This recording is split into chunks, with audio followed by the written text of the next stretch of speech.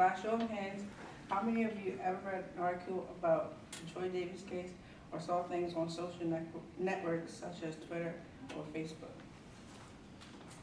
Okay. In this era, it's hard to oversee the overwhelming support created by social media and the impact of open media on any issue.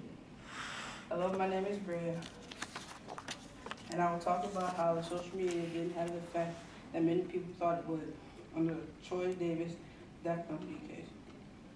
For those who don't know, Troy Davis was set to be executed in September at prison in Jackson, Georgia, at the age of 42 for a crime. He was convicted of murdering Mark McPhail, a white off-duty police officer 20 years ago. The fact that not 7 out of 9 prosecution witnesses that put Davis to the shooting have either recanted or changed their stories, and because there was no physical evidence to link Troy Davis to the shooting, many believe he was innocent. Due to that, this case garnered national and even international attention. With the help of the largest part of the internet and social media, there have been online petition requests, political and liberal websites taking up the issue, and even chatter on Twitter, all of which was directed towards stopping Davis's execution.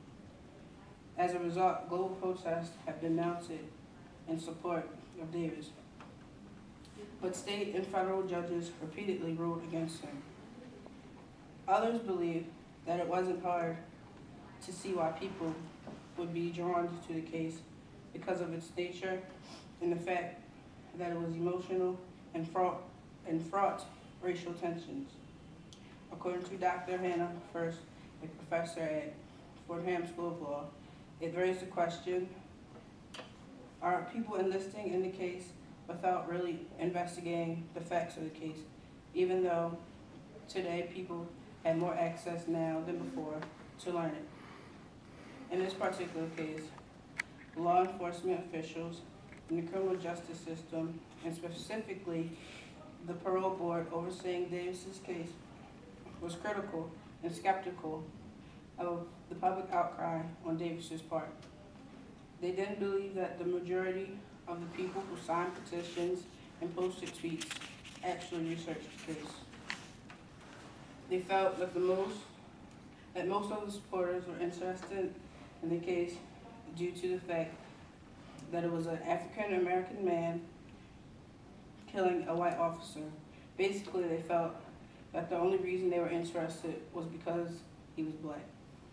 With that, all up to the day of his death, there were a crowd of more than 500 outside the prison that represented hundreds of thousands of his supporters worldwide that spread the word through social media.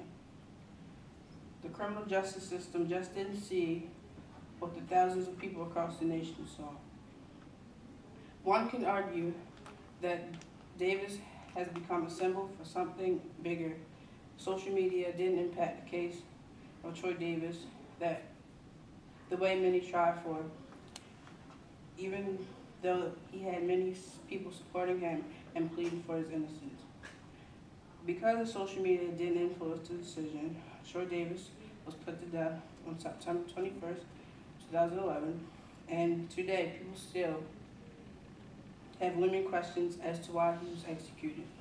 This shows that social media didn't have a direct effect on the case of Troy Davis. Thank you. Thank you. Nice work.